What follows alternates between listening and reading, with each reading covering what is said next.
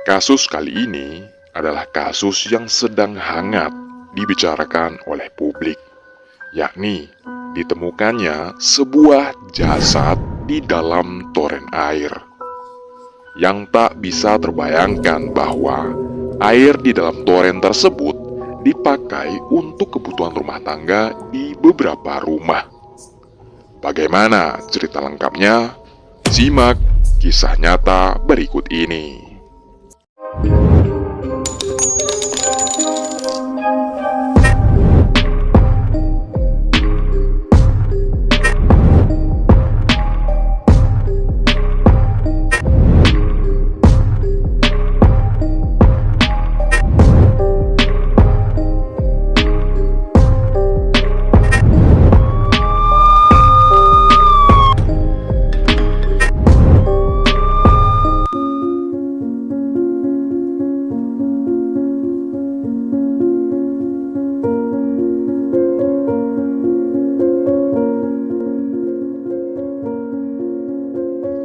Kisah nyata kali ini terjadi di wilayah Pondok Aren, Tangerang Selatan pada bulan Mei tahun 2024 lalu.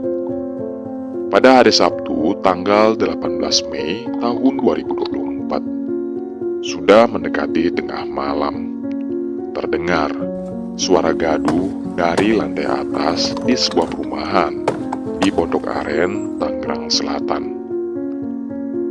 Keributan ini terdengar oleh Pak Yogi berasal dari luar rumahnya, di tempat yang biasanya digunakan oleh tetangganya untuk menempatkan dua buah toren air. Awalnya, Pak Yogi mengira tetangganya, yakni Pak Sutrisno, sedang bertengkar dengan istrinya. Untuk memastikan apa yang sebenarnya terjadi, Pak Yogi memutuskan untuk mengecek dan pergi ke rumah Pak Sutrisno. Sesampainya di sana, Pak Yogi hanya menemukan anak Pak Sutrisno. Ia pun bertanya di mana ayahnya berada. Sang anak menjawab bahwa ayahnya sedang bermain badminton. Pak Yogi kemudian bertanya tentang keributan yang ia dengar.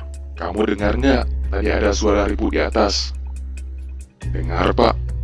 Saya malah kira itu kuntilanak," jawab anak Pak Sutrisno. Setelah selesai bermain badminton, anak Pak Sutrisno menceritakan tentang suara gaduh yang sempat terdengar kepada ayahnya. Namun, Pak Sutrisno tidak berpikir terlalu jauh. Ia hanya mengira bahwa suara itu berasal dari musang atau kucing yang sering berkeliaran di sekitar komplek. Beberapa hari kemudian, tepatnya pada tanggal 26 Mei tahun 2024, istri Pak Sutrisno mengeluhkan kualitas air yang mereka gunakan. Air tersebut berbau tak sedap, keruh, dan berbusa. Air ini ditampung di toren yang terletak di lantai atas, dan mereka menggunakannya untuk mandi, menggosok gigi, membersihkan rumah, dan berwudu. Sang istri meminta suaminya untuk menguras air dalam toren. Tetapi Pak Sutrisno menolak, karena toren tersebut belum lama dibersihkan. Namun, keesokan harinya, kondisi air semakin memburuk. Bau semakin menyengat dan terasa licin. Masalah yang sama juga dialami oleh rumah lainnya yang ternyata menggunakan air dari sumber yang sama. Karena khawatir ada bangkai hewan, akhirnya pada tanggal 27 Mei tahun 2024, Pak Sutrisno bersama ayah mertuanya yang bernama Abu Suud, berumur 60 tahun, pergi untuk mengecek dan menguras toren tersebut. Ketika sampai di sana, mereka menemukan banyak lalat hijau di sekitar toren. Awalnya, Pak Sutrisno mengira ada bangkai cicak di dalamnya. Namun, betapa terkejutnya mereka seketika membuka penutup toren dan melihat sesuatu yang mengambang sangat besar seperti bantal. Pak Sutrisno yang heran segera memanggil ayah mertuanya untuk melihat. Saat melihatnya, Abu Suud berkata, "Wah, ini bangkai orang nih." Penemuan tersebut membuat mereka sangat syok. Air yang selama ini mereka gunakan ternyata sudah tercemar dengan mayat. Jika benar bahwa keributan sebelumnya adalah hari ketika orang tersebut masuk ke toren, maka sudah seminggu berlalu sejak orang tersebut berada di dalam toren. Proses evakuasi yang berlangsung sangat menegangkan. Letak toren yang cukup tinggi dan sempit membuat polisi dan petugas harus memotong besi yang menghalangi. Bahkan, toren pun yang pada akhirnya harus dipotong. Setelah kurang lebih 3,5 jam, mereka akhirnya berhasil mengeluarkan mayat tersebut. Ketika jasad yang ditemukan di dalam toren dievakuasi, ia dalam kondisi yang membengkak dan tanpa identitas yang jelas. Sebelum diperiksa lebih lanjut dalam otopsi, satu hal yang signifikan terlihat jelas pada jasad tersebut. Sebuah tato di punggung yang bertuliskan Devoy. Petugas kemudian membawa jasad ini ke rumah sakit Polri untuk dilakukan otopsi lebih lanjut. Pada saat proses identifikasi, seorang kerabat melapor dan mengaku sebagai kakak dari jasad yang ditemukan di dalam toren. Ia mengenali jasad tersebut sebagai adiknya karena adanya tato di punggung sebelah kanan.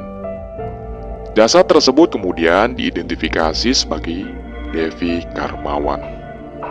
Meskipun demikian, untuk kepentingan penyelidikan, polisi masih menahan jenazah tersebut untuk uji forensik dan pemeriksaan lebih lanjut.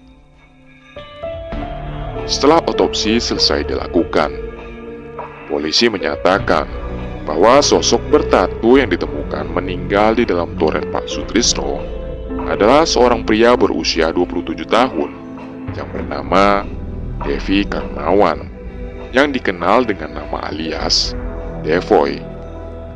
Devoy menato namanya sendiri di punggungnya. Dari hasil otopsi, polisi tidak menemukan adanya bekas luka pada tubuh Devi. Selain itu, mereka juga menemukan bahwa Devi negatif alkohol.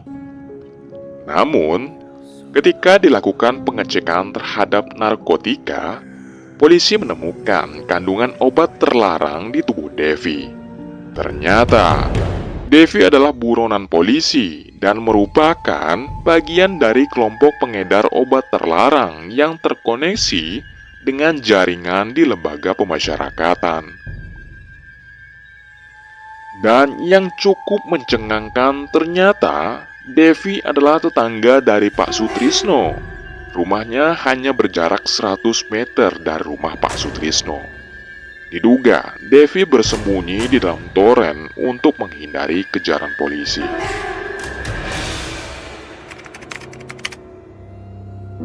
Semuanya dimulai dari seorang kurir narkoboy bernama Abdul Aziz.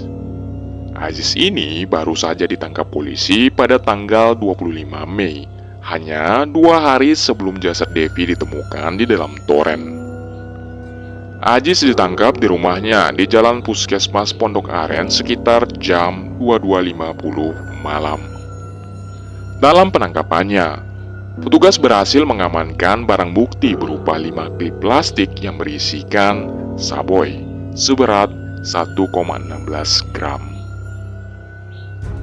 Sehari sebelum penangkapannya, pada tanggal 24 Mei, Aziz dijanjikan oleh P 2 gram sabu sebagai upah jika mau mengantarkan saboy seberat 50 gram di daerah Cengkareng.